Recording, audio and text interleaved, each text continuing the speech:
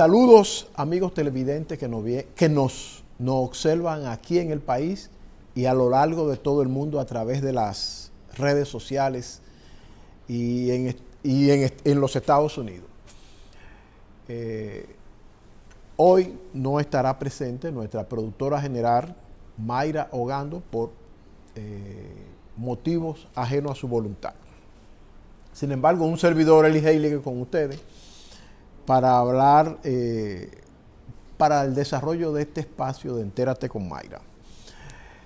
Esta semana hemos tenido muy agitada en el sentido de que se ha desatado en Estados Unidos el cierre de la Agencia Internacional para el Desarrollo, USAID, y parte de esos comentarios, parte de ese cierre afectará indiscutiblemente a algunas instituciones en el país que reciben fondos para el desarrollo de diversos programas de asistencia social.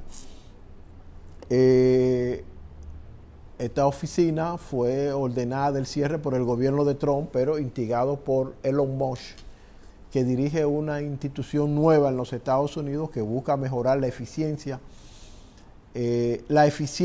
del gobierno de los Estados Unidos, reducir costos en alguna dentro de una serie de medidas. Y parte de esta reducción de costos implica la reducción o la suspensión de diversos programas que se llevaban a nivel en todo el mundo. Se ha desatado una serie de rumores y de inquietudes en el sentido de que parte de estos fondos iban destinados a propiciar cosas no muy santas, como supuestamente golpes de Estado, promoción de la agenda de género, etcétera, etcétera. En el país se ha desatado con esto una campaña muy agresiva en contra de diversos periodistas con los cuales uno puede tener diferencias, pero quieras o no, tiene que reconocer de que han mantenido una conducta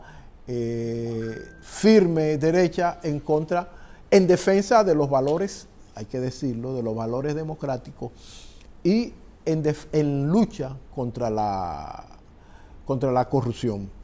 Nos referimos a una campaña que se ha desatado en contra de Juan Bolívar Díaz, Uchi Lora, La Morena Altagracia Salazar, Edith Feble y otros, que supuestamente se le acusa de haber recibido recursos, fondos, salarios de esta agencia para desarrollar, eso dicen quienes han desatado esta campaña, para desarrollar una serie de agendas que le conviene a Estados Unidos. Yo entiendo, hasta que no se pruebe lo contrario, que estas son acusaciones falsas. No creo en eso, en esas acusaciones que le hacen, y vamos a ver, el tiempo dirá quién tiene o no tiene la razón, pero sí, esta campaña proviene de sectores que fueron afectados con la denuncia, con la lucha de estos periodistas en contra de la corrupción que arropó las administraciones del gobierno del Partido de la Liberación Dominicana.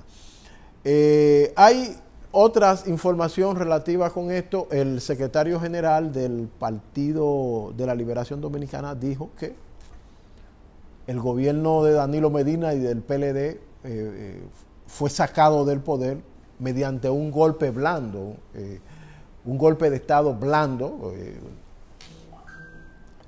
lo cual es, a mi modo de ver, falso y busca confundir a la población sobre las verdaderas causas que lo llevaron. Lo primero que hay que ver es que, como dice la Biblia, reino dividido no va a triunfar. Y ese partido se dividió por diversas razones.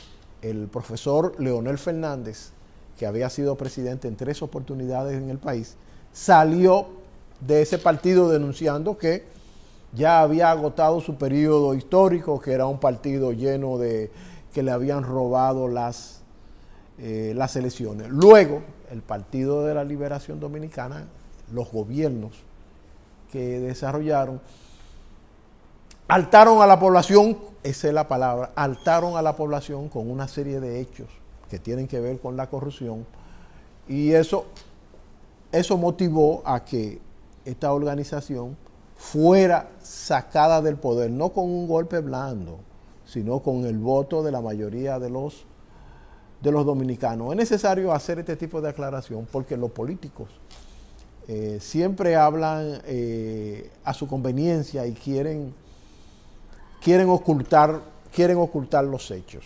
Mire, para finalizar este comentario, en la prensa se ha destacado el auge o el incremento de personas afectadas por el COVID-19. Ya hay diversas instituciones que están haciendo la prueba y reportando el incremento.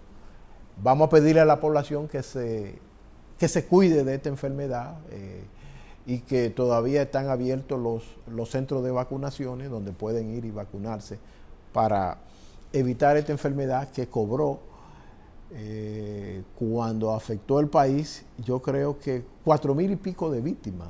Vamos a evitar ser un factor, evitar ese factor que nos lleve a la tumba.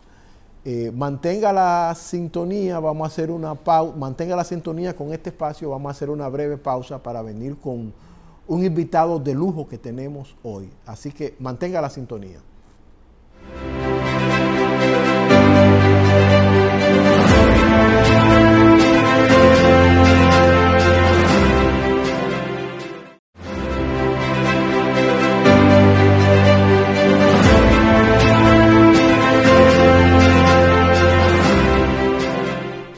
Gracias, amigos televidentes, por continuar con este espacio, Entérate con Mayra.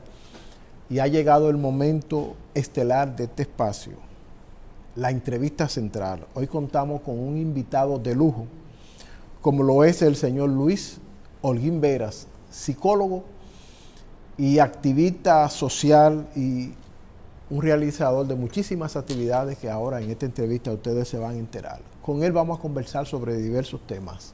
Pero vamos a comenzar, don Luis. Recientemente usted escribió un artículo sobre la necesidad de que el salario mínimo en el sector público sea incrementado. ¿Por qué usted hace esa propuesta?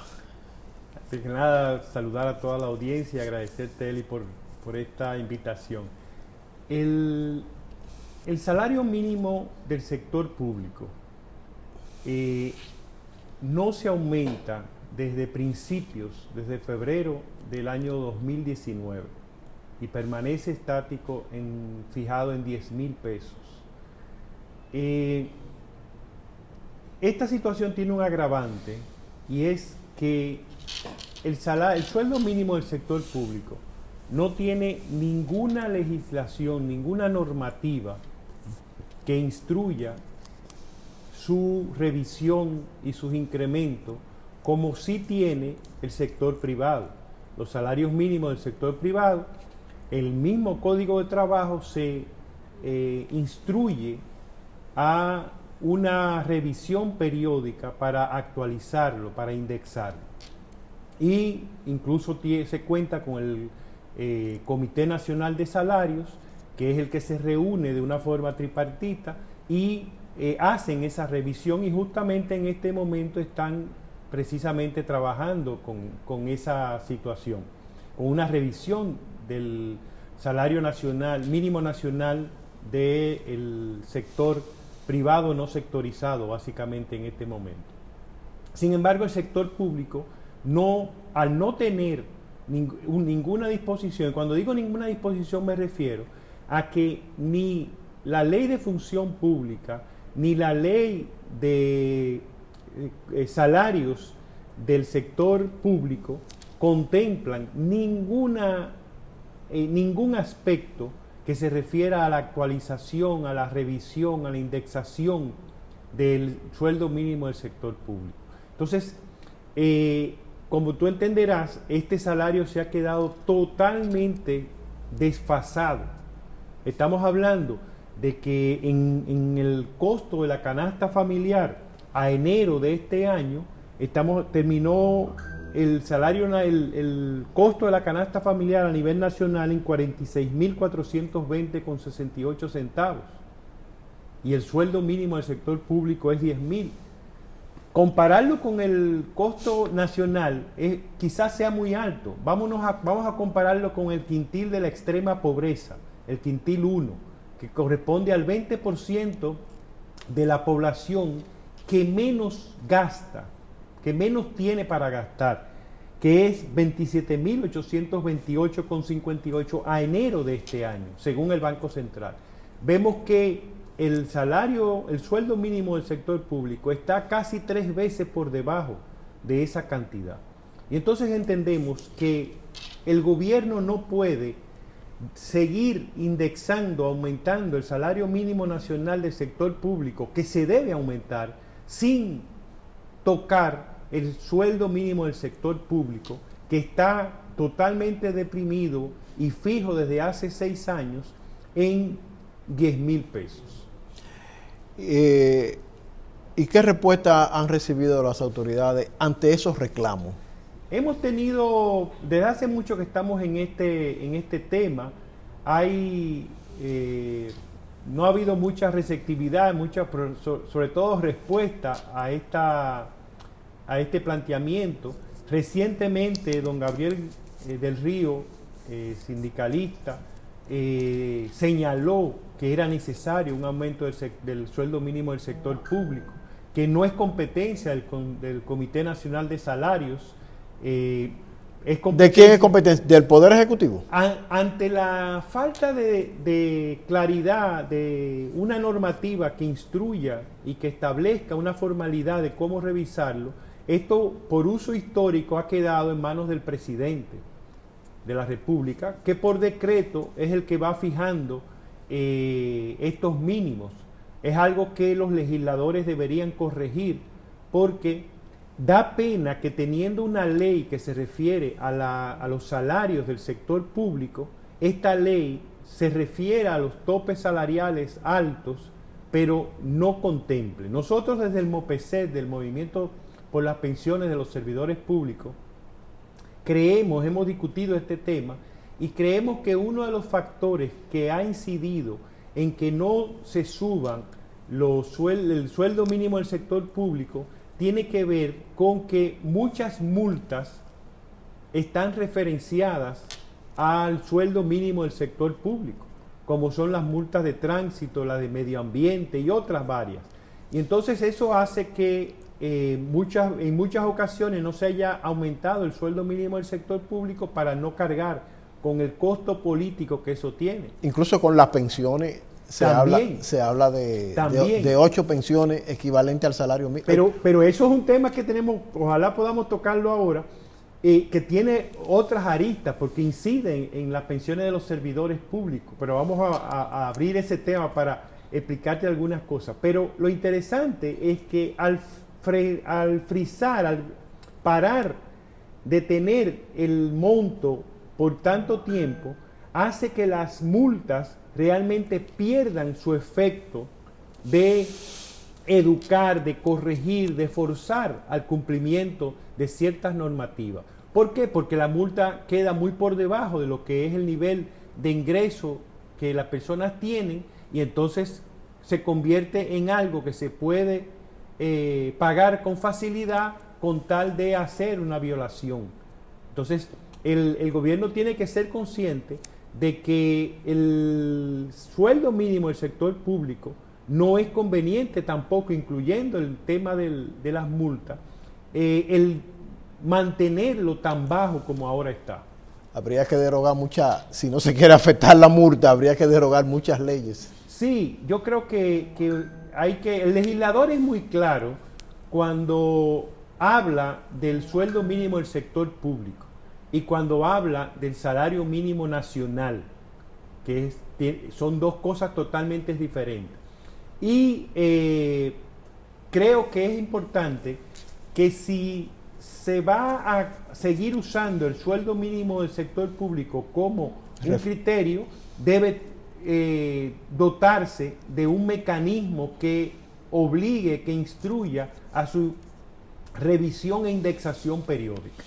Don Luis, diríamos que por años el movimiento, el MOPC ha librado una lucha en aras de mejorar las condiciones para el sistema de la seguridad social en el país. ¿En qué anda eso? ¿Ustedes cómo está eso? Hemos logrado muchas cosas.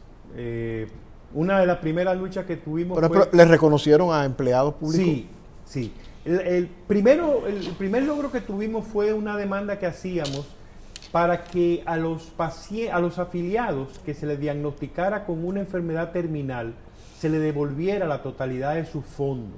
Estamos hablando de una persona, de un afiliado, que se le ha diagnosticado una enfermedad que ya no tiene cura y que tiene un pronóstico de vida de cerca de 6 meses en lo adelante. A ese se logró que se le entregaran sus recursos.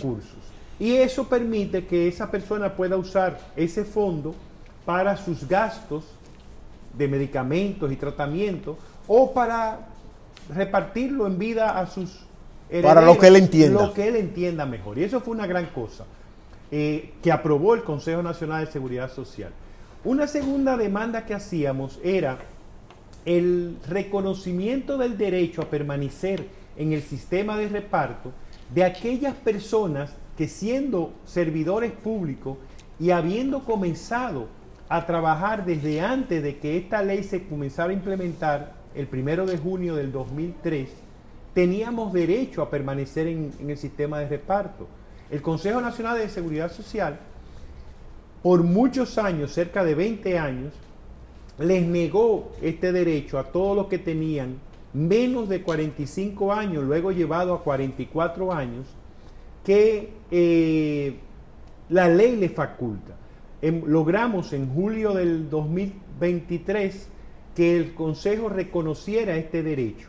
Ahora bien, el proceso que se aprobó es un proceso para el traspaso de fondos, es un proceso que ha resultado muy lento o que ha sido ralentizado por los actores. Esa ralentización, ahora que usted habla de eso, ¿ha sido a propósito o ha sido por un problema burocrático? Realmente la respuesta va a ser subjetiva. Porque no tenemos, digamos, un medidor que diga. Pero parece que no hay buena fe en esto. Mira, hemos notado en reuniones que hemos tenido expresiones que nos indican mala fe en muchos de los funcionarios de la seguridad social. Decirnos a nosotros que el Consejo Nacional de Seguridad Social no ha negado ningún derecho es tratar de burlarse de la inteligencia de con quienes hablan. Porque el Consejo Nacional de Seguridad Social, y eso a nosotros nos ha inquietado, en el sentido, Eli y todos los que nos ven y escuchan en este momento, de que esa resolución que reconoce el derecho de los servidores públicos que tenían hasta 45, 44 años de edad al iniciar el sistema de pensiones que tenemos actualmente en virtud de la ley 8701, ellos solamente mencionan el artículo 38, que es uno de los 3 artículos de la ley 8701 que reconocen ese derecho. Me refiero al 35, 38 y 39. Y también otros artículos de la ley 4108 de función pública, que a las pensiones los reconoce como un derecho laboral y le da carácter de irrenunciable. Por todos esos artículos, más lo que establece la Constitución, que dice que la seguridad social es un derecho fundamental, nosotros entendemos que todos esos artículos son la razón, la justificación de por qué reconocer. Sin embargo, en la resolución no se mencionan todo ese andamiaje legal. Y estos funcionarios son capaces de decirnos a nosotros que eso no está en la ley, que eso es como una concesión, un regalo que el Consejo nos da, cuando esto es falso, de toda falsedad. Ellos reconocieron un derecho que habían negado injustamente.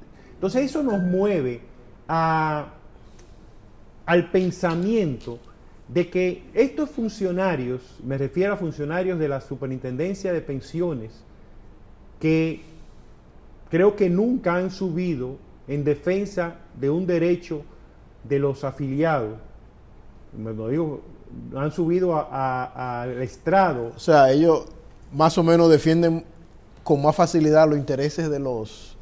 Al punto, Eli, amigos televidentes, que en un momento yo encontré en la página de la CIPEN que tenía muchas sentencias de las altas cortes publicadas en su página web. Y entusiasmado las copio todas, las descargo, las copio en DVD y empiezo a compartirlas con algunos compañeros, entendiendo que estaba la totalidad de las sentencias que se referían a las pensiones. Oh sorpresa, cuando trato de buscar una que favorece a un afiliado, me doy cuenta de que no está ahí. Pero cuando revisamos, todas las sentencias que ellos tienen publicadas son las sentencias que favorecen al sistema, que favorecen a las AFP. No hay ninguna de las que favorecen al afiliado. Y tenemos sentencias que favorecen a los afiliados y que incluso deberían haber sido objeto de motivación para revisar y modificar las normativas vigentes. Pero eso no lo hacen. Entonces, eso nos mueve a creer que realmente hay componendas, hay actitudes, hay intereses de hacer que este proceso se ralentice, se haga lento. ¿Por qué? Porque las AFP, mientras más retienen el fondo de un afiliado bajo su administración, le ganan una 12ª parte, porque en este año ellos se ganan el 1% del fondo total que administran. Que es mucho dinero. Que es mucho dinero. El año pasado nosotros estimamos que se ganaron 4.500 millones de pesos todas las AFP. Y eso es mucho dinero. Don Luis, hay un reclamo de diversos sectores en el país de que se modifique la ley que creó la seguridad social en el país, debido a que los primeros en recibir pensiones, que ya eso va a ser en el 2030, eso lo tenemos a la vuelta de la esquina, van a recibir una cantidad de dinero como pensionado muy mínima, que le va a reducir indiscutiblemente su nivel de vida.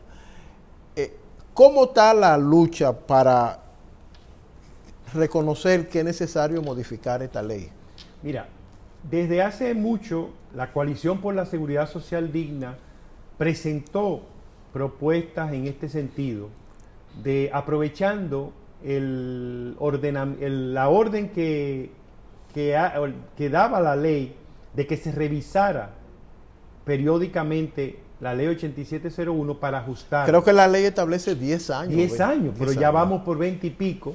Y las modificaciones que se han hecho han sido circunstanciales y han sido para fortalecer, para mejorar las condiciones de los intermediarios que están insertados en la seguridad social, como es el caso de la ley 1320, que toma algunas decisiones importantes de cambio de la naturaleza de algunos de las instituciones de la seguridad social, como la DIDA, la tesorería, pero tomó una decisión totalmente desfavorable para el sistema, que fue cambiar la forma en que se calculan las ganancias de las AFP. Es cierto que se bajó el número de la proporción de su ganancia, pero se aumentó la base. Antes ganaban más en cuanto al número del porcentaje que ganaban, pero era sobre la base del rendimiento que ellos lograban. Tenía entonces un estímulo a lograr un alto rendimiento para obtener mejores ganancias. Es verdad que se bajó el número, pero se le aumentó la base. Ahora ganan mucho menos, pero de todo el fondo que administran. Entonces el resultado, aunque la Coalición por la Seguridad Social Digna lo predijo y lo denunció y demandó que no se hiciera ese cambio, se hizo. Y el resultado es que desde ese cambio empezó a incrementarse las ganancias de las AFP. Nosotros hemos hecho una propuesta, se ha hecho un estudio que demuestra que es factible esa propuesta y que incluso es más económica que el costo que tiene el actual sistema. ¿Cuáles aspectos diríamos que se requiere modificar de esta ley? Si le dijeran, cíteme cuáles aspectos para que esta ley funcione mejor, ¿cuál ustedes le señalarían? Primero, eliminar la obligatoriedad de la afiliación a las AFP, a mi modo de ver. Es decir, que yo no, si yo quiero... No estás afiliado a una AFP, sino que el sistema obligatorio sea un sistema de reparto que garantice un monto de pensión mínimo para cada persona afiliada. Es decir, un monto mínimo sin importar cuánto yo haya aportado al sistema. Un monto mínimo, en la propuesta de la coalición, tiene un monto mínimo cualquier afiliado, independientemente de qué cantidad de años haya acumulado cotizando. Pero tenga un mínimo. Pero mientras más tiempo tú tienes cotizando, mayor incremento, mayor proporción tienes de tu pensión. Y eso permite que la persona tenga certidumbre, porque el problema es que el sistema de capitalización individual en todas partes del mundo no ha correspondido con las expectativas y las promesas que hicieron de que las personas iban a tener una pensión digna. Se ha demostrado, y el Chile, que es el modelo que nos sirvió el país que nos sirvió de modelo para el diseño de este sistema, está cambiando ahora mismo el sistema. Y en muchos otros países el sistema ha funcionado sobre la base de que sea una opción complementaria, pero lo obligatorio sea un sistema de reparto. Para mí ese es el cambio principal que tiene que hacerse en la seguridad social, de modo tal que las personas tengan certidumbre, una certidumbre que teníamos los servidores públicos y que se había perdido por el hecho de que el Consejo Nacional de Seguridad Social y el Estado, y debo aclarar que el Estado es responsable del cumplimiento de los derechos fundamentales. Entonces, cuando el Consejo negaba ese derecho a los servidores públicos, el derecho a permanecer en reparto, el Estado también fue cómplice, porque en vez de enfrentar al Consejo y reconocer el derecho de las personas afiliadas, simplemente se acomodó a esa decisión y le decía a todo el mundo, no, usted no tiene derecho a pensión del sistema de reparto, vaya a la AFP, que fue lo que reconocieron en julio del año 2023. Entonces, ese para mí es el cambio principal, cambiar el sistema y adoptar un sistema obligatorio de reparto que tenga distintas modalidades de pensión y que, si se quiere mantener las AFP, que sean una opción, como funciona en algunos países, que es una opción complementaria. El que quiera aumentar su pensión invierte en la AFP y tiene entonces un ingreso que va a un aporte. Pero eso lo establece la ley ahora, que dice que se puede recibir algún aporte extra. Sí. Lo dice que para que le aumente la pensión. Pero ya ahí quedaría, sigue estando la obligatoriedad a afiliarte a un sistema que no te da certidumbre, que no te garantiza. Entonces, si eliminamos la obligatoriedad, muchos ciudadanos se quedarían sin... No, al contrario. ¿A dónde irían? A un sistema de reparto administrado, un sistema de reparto moderno, en el sentido de que podría estar administrado por una entidad pública especializada que pueda administrar y rentabilizar ese fondo, como hace las intermediarias, las AFP ahora, y pueda dar la garantía a las personas afiliadas de que van a tener una pensión digna. Es muy cuesta arriba que un joven, para poner uno que va a poder acumular las 360 cotizaciones, que no es nada fácil en este país. Eso equivalen a más de 30 años 30 años cotizando. de trabajo continuo.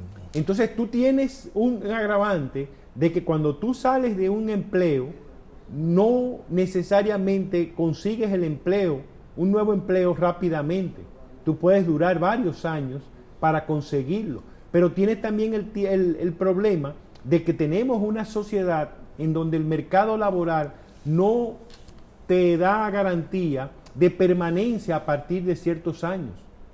Ya a los 45 años de edad, el sistema laboral dominicano empieza a poner restricciones para la contratación de personas de más de esa edad.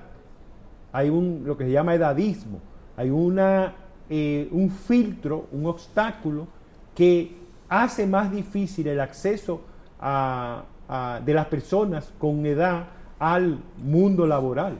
Eso, ahora mismo la edad de retiro establecido por la ley creo que son 60 años. 60 años. Hay quienes propugnan porque se aumente esta edad. ¿Qué opinión tienen ustedes? Lamentablemente, Todavía una persona a los 70 años pudiera ejercer cierto trabajo. mira, yo he pensado mucho en eso, en el sentido de que lamentablemente el discurso que estimula a que los afiliados aporten más y las empresas hagan mayores aportes y que se aumente el límite de edad es el mismo discurso con el que se presentó y se vendió a la ciudadanía las bondades del actual sistema de capitalización individual. Al final no nos garantizan nada, no hay ninguna seguridad.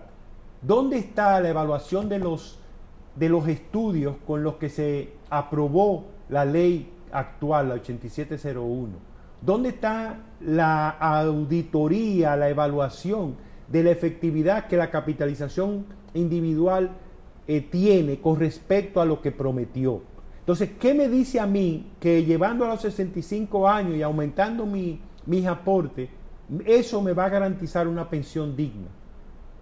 Las AFP, la DAF, habla mucho de los números de rentabilidad, pero ¿cómo eso beneficia al afiliado? ¿En cuánto eso que se está produciendo de alta rentabilidad y de éxito financiero beneficia al afiliado? ¿Por qué no dicen esa parte? Mencionan cuántas personas han pensionado, pero ¿con qué montos? ¿Con qué monto en relación al sueldo que ellos tenían? Entonces, estamos en un sistema que está llevando a la pobreza extrema a la población. Entonces, ese no es el sistema que el pueblo se merece, que el pueblo necesita. Entonces, tenemos que sincerarnos y evaluarnos para ver si el sistema debe permanecer. Nosotros creemos que no, que el sistema de capitalización individual ha fracasado en la República Dominicana y que no puede modificarse la ley para hacer pequeñas correcciones. Ese sistema tiene que eliminarse, tiene que crearse un sistema de reparto que le dé garantía a la población que se lo merece. Don Luis, y le quiero preguntar, este sistema de reparto, ¿cuál es el sistema de reparto que se propone? ¿Cuál es la objeción que le hacen los que administran la AFP? ¿Qué dicen ellos? Ellos ¿Dejarían de recibir menos beneficios?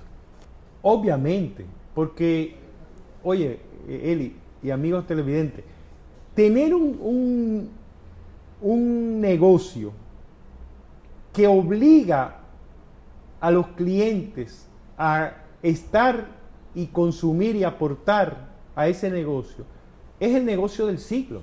Y que solamente se reciben beneficios sin ningún riesgo porque usted recibe el dinero y lo invierte. Y a la hora de prestaciones, la mayoría o muchas de ellas son con aseguradoras. No son ellos los que tienen el riesgo. Don Luis, este gran monto de dinero, ¿en qué lo invierten esa AFP? ¿Lo invierten en algo seguro? ¿O ustedes le pedirían que lo invirtieran en otra cosa? ¿Lo invierten para ayudar a construir casas? Yo creo, realmente no he estudiado en qué lo invierten, porque creo que el problema va más allá. He visto que invierten la mayoría en el sector público, lo cual es un factor que los evaluadores, los legisladores tienen que considerar dentro del costo que para el Estado tiene el actual sistema. Y cuando se vaya a comparar, porque oigo muchos especialistas que hablan del costo para el Estado que representa un sistema de reparto, pero no consideran el costo que está teniendo la participación del Estado como receptor de inversiones del 80%, más del 80% de las inversiones que hacen las AFP. Hace, creo que más de un año, una empresa de aquí de Santo Domingo recibió una gran cantidad de dinero para su capitalización. Si mal no recuerdo, que es la empresa que se dedica a fabricar jabones. ¿Se tiene alguna información del retorno hacia las arcas de la AFP de ese dinero? Yo no tengo ese dato. Pero usted sí recuerda. Sí. No, y hay muchas otras. Ahora Panorama ha hecho un trabajo muy interesante donde ha sacado a la luz que muchas otras empresas. Y yo no veo mal esas inversiones. No las veo mal. Porque de una u otra forma hay que multiplicar para que cuando yo reciba mi estado de cuenta mensual, yo vea que me aumente por lo menos un chin. Pero el problema, Eli, es que ese fondo es tuyo en ese único momento. En el balance que tú recibes y que ahí a la derecha te presentan cuánto ha incrementado. Sí. Pero en realidad no es mío. No puedes hacer nada con eso. La propiedad tuya puede ser cuestionada. Es decir, podemos cuestionar eso. ¿De qué estamos hablando que es tuyo? ¿Cómo te beneficia a ti esas inversiones? Y yo creo que ahí es que está el asunto. El esquema de la capitalización individual implica eso, de invertir para lograr una rentabilidad. Por eso yo no me preocupo mucho por esa parte. Lo que yo sí me preocupo es por esa rentabilidad, cómo beneficia al afiliado. Cuando ellos dicen que lograron un mayor incremento, ¿cómo eso beneficia la pensión? Bueno, tal vez ellos dirán que cada mes la gente recibe un estado de cuenta en donde dice te aumentó 20,000 pesos, 30,000 pesos. Pero déme una explicación más, que usted dice, solamente tú eres dueño de eso cuando tú recibes el estado de cuenta. Porque tú no tienes, es un fondo que tú no tienes ningún tipo de manejo como propietario. Tú no decides dónde invertir, que la ley dice que cada AFP debe tener varias carteras de inversión y que el afiliado pueda elegir. A nosotros no nos dan esa opción, ellos hacen sus inversiones. Pero luego, insisto, en que esas inversiones, esa propiedad que tú tienes en un fondo que se llama fondo personal del afiliado, así que la ley lo designa. Ellos le llaman fondo de capitalización individual y tienen varios nombres. No, es un fondo personal del afiliado, pero eso es lo que menos es, porque es un fondo que no te garantiza ni siquiera una pensión digna. Ni siquiera eso. Don Luis, ¿quién vigila el buen uso de esos fondos? ¿El Estado? Ellos permiten que algún comité de ciudadanos esté ahí mirando como veedores. No, hay una institución que tiene ese rol, pero es una institución que parecería que es un departamento de defensa de las AFP, que es la Superintendencia de Pensiones. La superintendencia es la supervisora del sistema de pensiones. ¿Y hay garantía de que ellas vigilan? No hay garantía de eso. Es un departamento, es una institución que está al servicio de la defensa de los intereses de la AFP. Pero, bueno.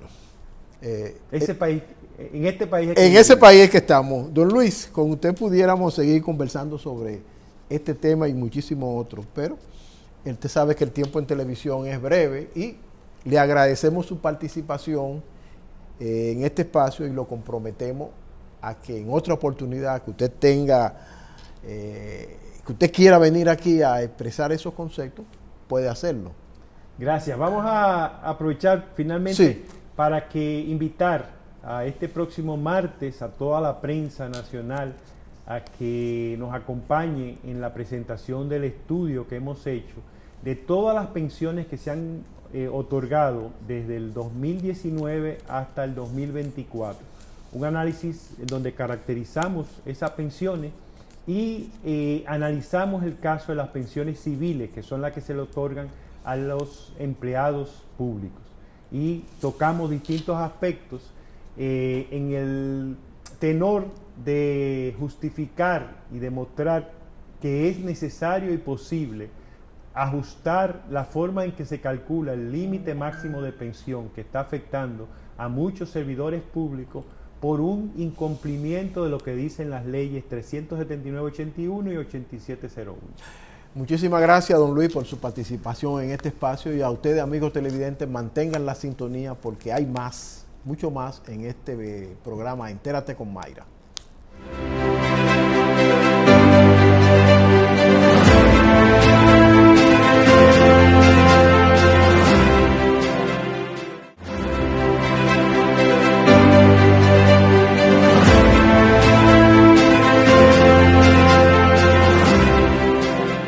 Tras esta interesante entrevista sobre la seguridad social que nos acaba de dar don Luis Holguín Veras,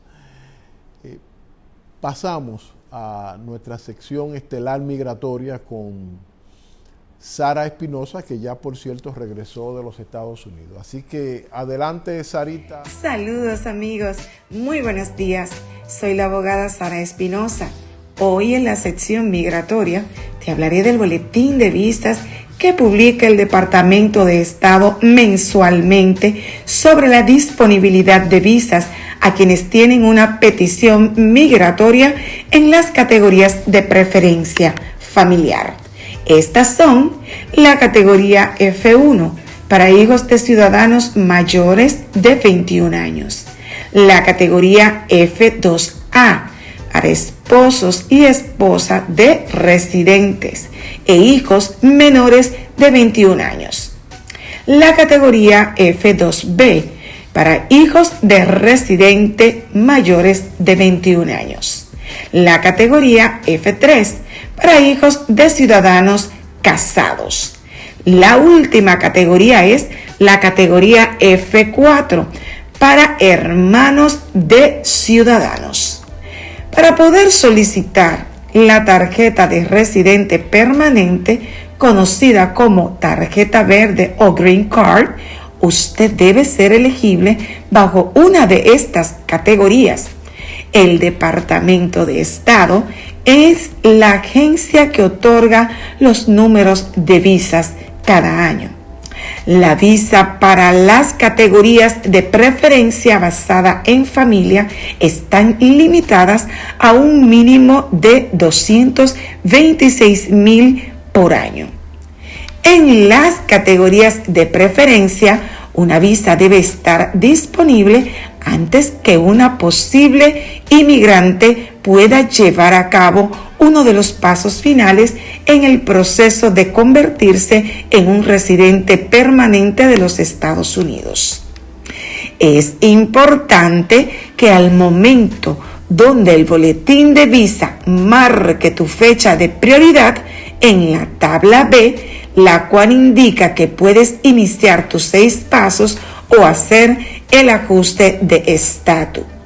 Luego de concluir esta etapa del proceso, debes recibir la aprobación del NVC, donde las documentaciones suministradas han sido recibidas y aprobadas. El boletín de visas de la tabla A te indicará o te informará cuándo deberías recibir una carta para asistir a una entrevista en un consulado de los Estados Unidos en tu país de origen. Por lo que ahora veremos cuáles son las fechas de prioridad que marca el boletín de visa del mes de marzo 2025. Tanto en la tabla A como en la tabla B veremos. El boletín de visas de marzo 2025 en la tabla B indica que la categoría F1 están trabajando con 1 de septiembre de 2017. En la categoría F2A, 15 de julio de 2024. Categoría F2B con fecha de prioridad 1 de enero 2017. Categoría F3 22 de julio 2012. Y última categoría, categoría F4, 1 de marzo 2008. En la tabla A tenemos que para la fecha de prioridad del boletín de visas, en la categoría F1 estarán trabajando con 22 de noviembre de 2015. En la categoría F2A, 1 de enero 2022. Para la categoría F2B, con fecha de prioridad 22 de mayo 2016. En la categoría F3, 1 de julio 2010. Y para la categoría F4, 1 de agosto 2010. Gracias, Sarita, como siempre, por esa importante información sobre el tema migratorio. Y ahora pasamos a nuestra sección de etiqueta y protocolo con Mirla Germán. Adelante, Mirla. Muy buenos días, amigos de su espacio Entérate con Mayra. Esta semana voy a darles unos pequeños tips de comportamiento. Y el primero que voy a darle es que cuando conocemos a una persona que no tenemos mucha confianza con ella, no podemos decirle mi amor, mi vida, mi cariño, mi cielo, ni tampoco en tu área de trabajo, porque son personas que tú debes guardarle cierto respeto y no puedes decirle estas palabras. Otra es que cuando te vas a montar en una cinta, recuerden que las cintas son las escaleras que son eléctricas, que no tienen los eslabones, y usted va de viaje. A usted le corresponde el lado derecho, porque el izquierdo es para los transeúntes, personas que van caminando muy rápido y por ahí es que deben pasar. Otra cosa es cuando usted va a servir una mesa, lo primero que usted debe hacer es servir el agua. Esta nunca debe de faltar durante toda la comida, porque los comensales deben de tener agua desde el principio hasta el fin. Ahora, usted va a comerse un helado en un cono. Les recomiendo que usted puede hacerlo con una cuchara pequeña. Y si usted desea lamerlo, debe hacerlo de manera sutil y educada. Otra cosa es que usted, cuando está en una cena, en una comida, usted se toma agua, ¿verdad que sí? Muchas personas se quedan a veces con el buche o hacen ciertas, vamos a decir, mañas o moriquetas con la boca y que se quedan con el buche. Eso es incorrecto. Por favor, usted toma agua decentemente, que esta vaya bajando y que se vea la delicadeza en usted. También les recomiendo que cuando estemos en un buffet y tenemos el plato y nos servimos de los distintos alimentos que están ahí y ya después de servir, usted no quiere algo que tomó, no es lo correcto que usted lo devuelva hacia atrás para la fuente, porque ya no es, ya usted lo tomó, lo puso en su plato, entonces lléveselo y no se lo coma, pero no lo devuelva para atrás. Y lo por último es que si estamos en una cena, en una mesa, solemos hacer esto con los cubiertos, nos movemos como si fueran los palitos de una tambora y hablamos con ellos. No, usted va a hablar, déjelo tranquilo, quieto, usted lo pone encima del plato, en una esquinita, al ladito, pero no estemos haciendo moriquetas con ellos. Estos son pequeños tips y consejos de protocolo para que usted se comporte bien. Así que en la próxima nos veremos. Adiós, mis amigos, feliz resto del día.